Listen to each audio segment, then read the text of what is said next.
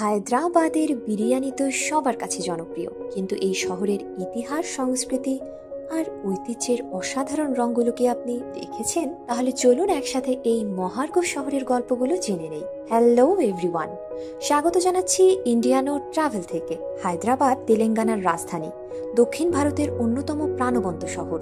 দেশি বিদেশি পর্যটকেরা সবসময় এই শহরের সৌন্দর্য আর ঐতিহ্য উপভোগ করতে ভিড় জমায়। ইতিহাস: হায়দ্রাবাদ 1591 সালে কুতুব শাহী শাসক মোহাম্মদ কুলি কুতুব শাহ প্রতিষ্ঠা করেন।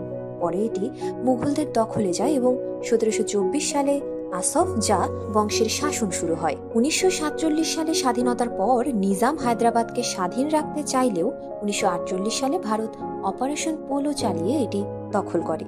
এই অভিযানে ব্যাপক সহিংসতা হয় এবং হায়দ্রাবাদ আনুষ্ঠানিকভাবে ভারতের অংশ হয়ে যায়। হায়দ্রাবাদে দেখার মতো এত কিছু আছে যে একবার এলেই মনে হবে আরেকবার ফিরতে হবে। নবাবী অভিজাত্যের স্বাদ নিতে হলে অবশ্যই ঢু মারতে হবে চৌমহল্লা প্যালেস আর সলারজং মিউজিয়ামে। এছাড়াও কিছু জায়গা রয়েছে যেগুলো না ঘুরলে মিস করবেন। চারমিনার, গোলকুন্ডা ফোর্ট, হুসেন সাগর লেক। অ্যাডভেঞ্চার প্রেমীদের জন্য হায়দ্রাবাদে অনেক কিছু আছে।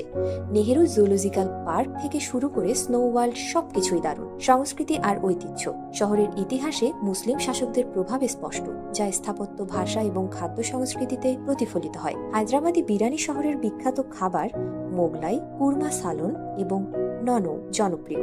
এখানে দীপাবলি, ঈদ, বকর ঈদ এবং উগাদি, তেলেগু নববর্ষ সহ বিভিন্ন ধর্মীয় উৎসব উদযাপিত হয়। স্থানীয় পোশাক সংস্কৃতিতে মহিলাদের জন্য অর্কা ও শাড়ি এবং পুরুষদের জন্য পাঞ্জাবি ও কুর্তার ব্যবহার দেখা যায়। হায়দ্রাবাদ প্রযুক্তি এবং ব্যবসার জন্য পরিচিত হলেও কৃষি, বাণিজ্য এবং হস্তশিল্প এখানে গুরুত্বপূর্ণ।